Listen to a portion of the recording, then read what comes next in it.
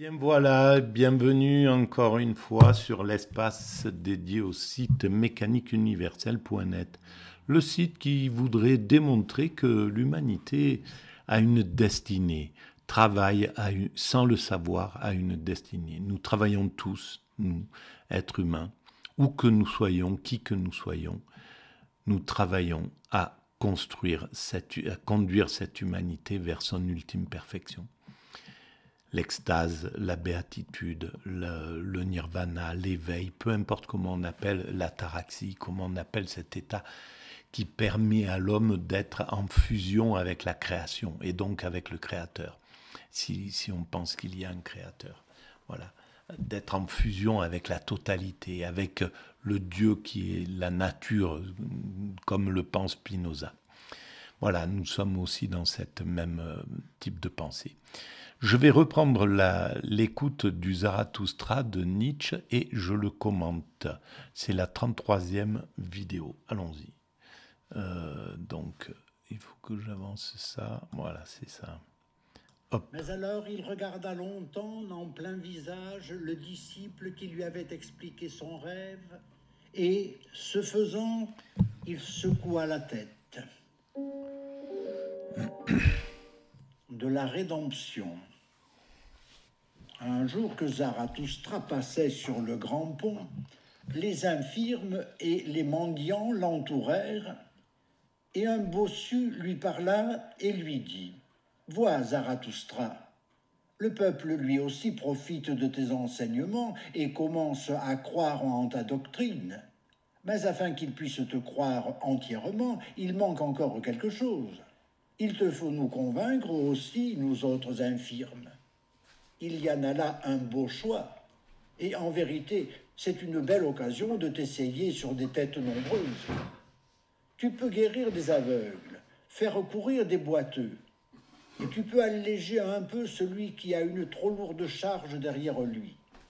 Ce serait, je crois, la véritable façon de faire que les infirmes croient en Zarathustra. Mais Zarathustra répondit ainsi à celui qui avait parlé. Si l'on enlève au bossu sa bosse, on lui prend en même temps son esprit. C'est ainsi qu'enseigne le peuple. Et si l'on rend ses yeux à l'aveugle, il voit sur terre trop de choses mauvaises, en sorte qu'il maudit celui qui l'a guéri. Celui cependant qui fait courir le boiteux lui fait le plus grand tort, car à peine sait-il courir que ses vices l'emportent. Voilà ce que le peuple enseigne sur les infirmes. Et pourquoi Zarathustra n'apprendrait-il pas du peuple ce que le peuple a appris de Zarathustra ? Oui, et c'est le monde, et bien sûr qu'il faut aider l'humanité le plus possible, celui qui dévie qui se comporte mal, ben on doit lui expliquer la façon dont l'humanité accepte d'un comportement. Pour lui éviter tout simplement de devoir apprendre à vivre, de devoir apprendre à se comporter dans l'enfermement d'une prison ou quoi que ce soit. Donc c'est un service à rendre. C'est clair que il y a quand on essaye d'éclairer et d'éveiller l'humanité, on peut en recevoir les foudres. Et c'est, à mon sens, ce qu'est en train de dire Nietzsche. Mais depuis que j'habite parmi les hommes, c'est pour moi la moindre des choses de m'apercevoir de ceci. À l'un manque un œil, à l'autre une oreille, un troisième n'a plus de jambes. Et il y en a d'autres qui ont perdu la langue, ou bien le nez, ou bien la tête. Je vois et j'ai vu de pires choses. Et il y en a de si épouvantables que je ne voudrais pas parler de chacune, et pas même me taire sur plusieurs. J'ai vu des hommes qui manquent de tout, sauf qu'ils ont quelque chose de trop. Des hommes qui ne sont rien d'autre qu'un grand œil, ou une grande bouche, ou un gros ventre, ou n'importe quoi de grand. Je les appelle des infirmes à rebours. Et lorsqu'en venant de ma solitude, je passais pour la première fois sur ce pont, je n'en crus pas mes yeux. Je ne cessais de regarder, et je finis par dire « Ceci est une oreille aussi grande qu'un homme. » Je regardais de plus près, et en vérité, derrière l'oreille se mouvait encore quelque chose qui était petit à faire pitié, pauvre et débile. Et en vérité, l'oreille énorme se trouvait sur une petite tige mince, et cette tige était un homme. En regardant à travers une lunette, on pouvait même reconnaître une petite figure envieuse, et aussi une petite âme boursouflée qui tremblait au bout de la tige. En fait, on est des fois dans nos propres excès. L'homme est dans son propre excès, le voyeur, celui qui... Voilà, et au lieu d'être une totalité apaisée, on est une sorte d'excès et donc on n'a plus rien à voir avec la forme harmonieuse d'un être humain. Le peuple, cependant, me dit que la grande oreille était non seulement un homme, mais un grand homme, un génie. Je n'ai jamais cru le peuple lorsqu'il parlait de grands hommes. Et j'ai gardé mon idée que c'était un infirme à rebours qui avait de tout trop peu et trop d'une chose. Eh bien, peut-être qu'il parle de Wagner, là. Une oreille, l'oreille, voilà, c'est peut-être ça, qui a trop d'une seule chose et qui n'a très peu du reste et qui va en faire un homme universel, on pourrait dire, un surhomme, voilà, sous la forme dont il parle. Lorsque Zarathustra eut ainsi parlé au bossu et à ceux dont le bossu était l'interprète et le mandataire, il se tourna du côté de ses disciples avec un profond mécontentement et il leur dit « En vérité, mes amis, je marche parmi les hommes comme parmi des fragments et des membres d'hommes. Ceci est pour mon œil la chose la plus épouvantable que de voir les hommes brisés et dispersés comme s'ils étaient couchés sur un champ de carnage. Et lorsque mon œil fuit du présent au passé, il trouve toujours la même chose, des fragments, des membres et des hasards épouvantables, mais point d'homme. Le présent et le passé sur la terre, hélas, mes amis, voilà pour moi les choses les plus insupportables. Et je ne saurais point vivre si je n'étais pas un visionnaire de ce qui doit fatalement venir. » C'est un théologue alors, téléologue, c'est-à-dire il vise, c'est l'avenir qui l'importe. Et sur la mécanique universelle, c'est exactement le même état d'esprit qui se profile en réalité. Ce qui m'intéresse, c'est le monde d'avenir. C'est pour ça que ce monde-là, je le traverse, je le vis, mais sans le vivre, il ne m'intéresse pas réellement. Il n'est pas... il est là juste pour me permettre de comprendre ce futur. Mais c'est mon destin, c'est ma destinée. C'était la destinée de Nietzsche, de ne pas pouvoir connaître l'amour, une vie de familiale heureuse, je sais pas, des choses comme ça, et d'être dans ce tourment de la souffrance et jusqu'à la folie.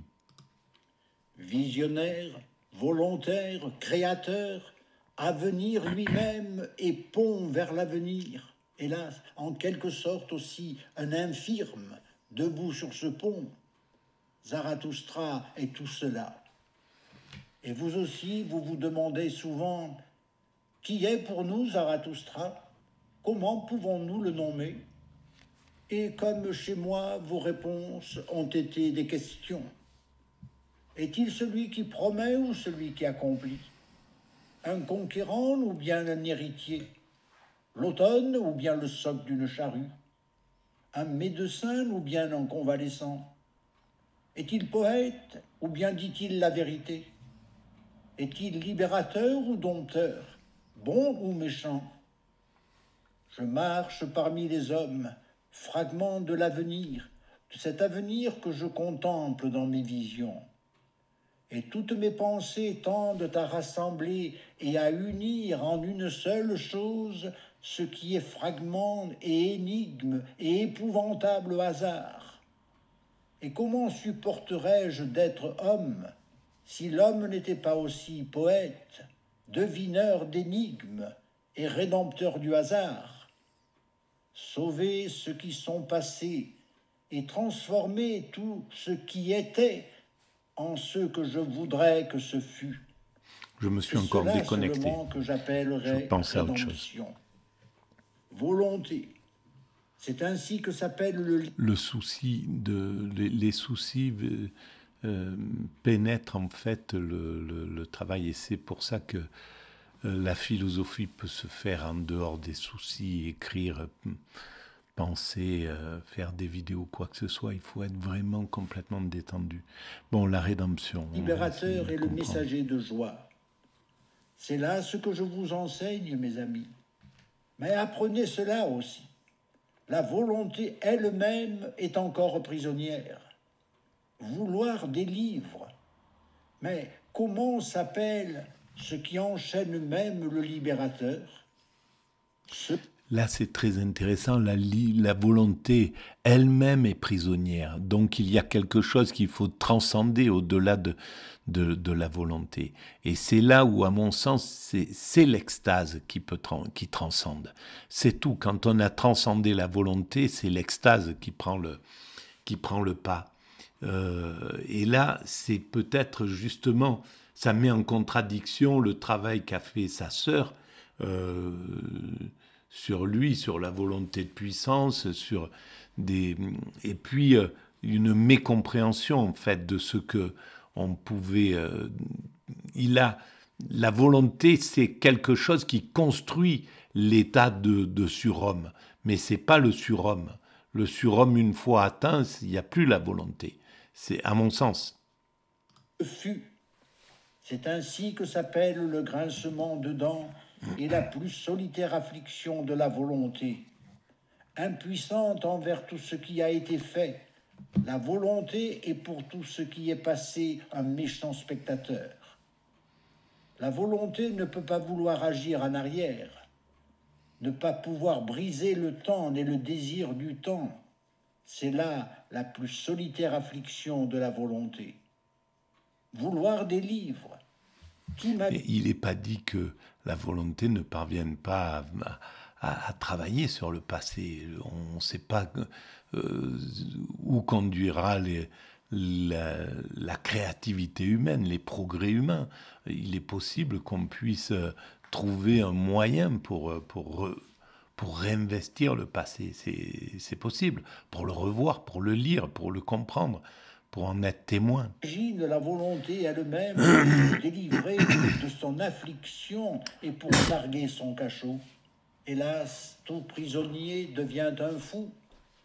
La volonté prisonnière, elle aussi, se délivre avec folie. Que le temps ne recule pas, c'est là sa colère. Ce qui fut, ainsi s'appelle la pierre que la volonté ne peut soulever. Et c'est pourquoi, par rage et par dépit, elle soulève des pierres et elle se venge de celui qui n'est pas, comme elle, rempli de rage et de dépit. Ainsi, la volonté libératrice est devenue malfaisante, et elle se venge sur tout ce qui est capable de souffrir. Donc c'est la volonté libératrice. Peut-être il parle du religieux, de ceux qui veulent libérer l'homme de son ego, de ses pulsions, etc. Et peut-être que pour lui, la volonté, c'est autre chose. Elle doit ne pas s'embarrasser de ce genre de choses. C'est possible, mais c'est pas sûr. De ce qu'elle ne peut revenir elle-même en arrière. Ceci, oui, ceci seul est la vengeance même, la répulsion de la volonté contre le temps et son ce fut. En vérité, il y a une grande folie dans notre volonté. Et c'est devenu la malédiction de tout ce qui est humain que cette folie est appris à avoir de l'esprit.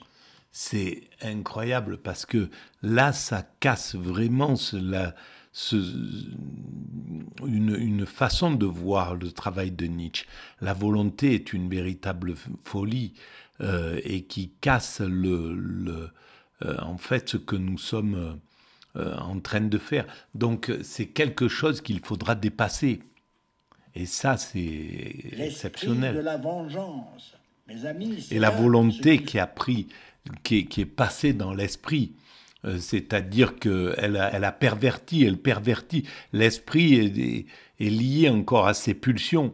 C'est quand la volonté sera dans un esprit vide, c'est-à-dire un extatique, un contemplatif, qu'à ce moment-là, la volonté, elle est dans la liberté la plus absolue.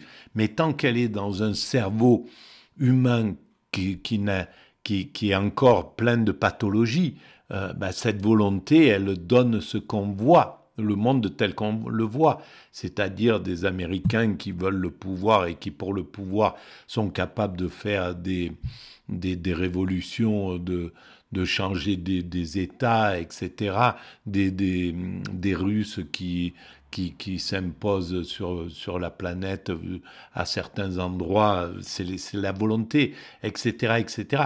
Et on le voit un peu partout. C'est cette volonté mise au service des pulsions, ça donne le monde tel qu'il est. Et c'est ça qui doit être dépassé. Et c'est la volonté dans l'esprit humain ordinaire. La volonté dans l'esprit humain supérieur, c'est-à-dire dans l'esprit humain extatique, c'est autre chose. Jusqu'à présent, la meilleure réflexion des hommes. Et partout où il y a douleur, il devrait toujours y avoir châtiment. Châtiment. C'est ainsi que s'appelle elle-même la vengeance. Avec un mot mensonger, elle simule une bonne conscience. Et comme chez celui qui veut il y a de la souffrance, puisqu'il ne peut vouloir en arrière, la volonté elle-même et toute vie devrait être punition. Et ainsi, un nuage après l'autre s'est accumulé sur l'esprit, jusqu'à ce que la folie ait proclamé « tout passe ». C'est pourquoi tout mérite de passer. Ceci est la justice même, qu'il faille que le temps dévore ses enfants. Ainsi a proclamé la folie. Les choses sont ordonnées moralement d'après le droit et le châtiment. Hélas, où trouver la délivrance du fleuve des choses et de l'existence, ce châtiment? Ainsi a proclamé la folie. Peut-il y avoir rédemption s'il y a un droit éternel? Hélas, on ne peut soulever la pierre du passé. Il faut aussi que tous les châtiments soient éternels. Ainsi a proclamé la folie. Oui, mais c'est ça. Ça veut dire que, évidemment, c'est pas éternel. Ça doit évoluer. Ça évoluera. On doit évoluer vers le surhomme dont il parle, l'humain accompli, dont la mécanique universelle parle. Donc, c'est pas éternel, ce châtiment, ce mécanisme de contrition de l'être humain.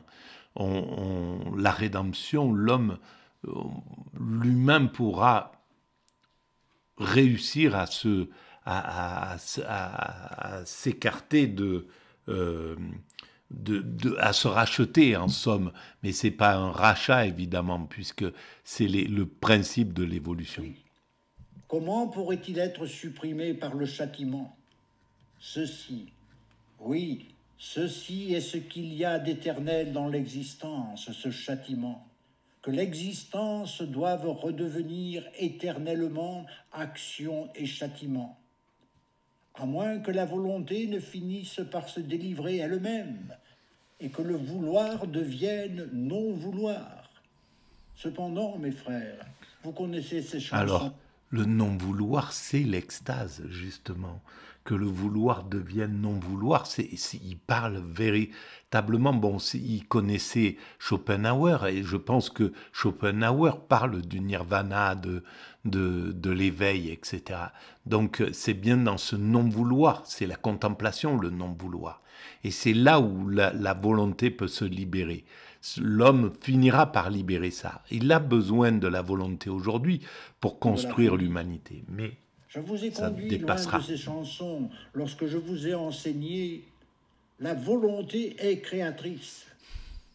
Tout ce qui fut est fragment et énigme et épouvantable hasard, jusqu'à ce que la volonté créatrice ajoute « mais c'est ainsi que je le voulais », jusqu'à ce que la volonté créatrice ajoute « mais c'est ainsi que je le veux ». C'est ainsi que je le voudrais. A-t-elle cependant déjà parlé ainsi? Et quand cela arrivera-t-il? C'est-à-dire accepter le monde tel qu'il est, c'est ce qu'il veut dire. La volonté est-elle déjà délivrée de sa propre folie? La volonté est-elle déjà devenue pour elle-même rédemptrice et messagère de joie? A-t-elle désappris l'esprit de vengeance et tous les grincements de dents? Et qui donc lui a enseigné la réconciliation avec le temps est quelque chose de plus haut que ce qui est réconciliation. Il faut que la volonté, qui est la volonté de puissance, veuille quelque chose de plus haut que la réconciliation. Mais comment? Qui lui enseignera encore à vouloir en arrière? Mais en cet endroit de son discours, Zarathustra s'arrêta soudain, semblable à quelqu'un qui s'effraie extrêmement. Avec des yeux épouvantés, il regarda ses disciples. Son regard pénétrait comme une flèche leurs pensées et leur arrière-pensée. Mais au bout d'un moment, il recommença déjà à rire, et il dit avec calme « Il est difficile de vivre parmi les hommes, parce qu'il est difficile de se taire. Surtout pour un bavard. » Ainsi parlait Zarathustra. Il est difficile de se taire. Mais le bossu avait écouté la conversation en se cachant le visage. Lorsqu'il entendit rire Zarathustra, il éleva son regard avec curiosité et dit lentement « Pourquoi Zarathustra nous parle-t-il autrement qu'à ses disciples ?» Zarathustra répondit « Qu'y a-t-il là d'étonnant ? Avec des bossus, on peut bien parler sur un ton biscornu. » « Bien, dit le bossu, et avec des élèves, on peut faire le pion. » Mais pourquoi Zarathustra parle-t-il autrement à ses disciples qu'à lui-même? Pourquoi, effectivement, pourquoi Zarathustra parle-t-il différemment à ses disciples qu'à lui-même? Eh bien, on le saura peut-être la prochaine fois. Voilà, pour cette vidéo, on avance dans ce Zarathustra. Il y a quelque chose d'assez passionnant à entendre ce poème extraordinaire, ce poème philosophique. Voilà, je vous remercie de votre écoute et je vous dis à très bientôt.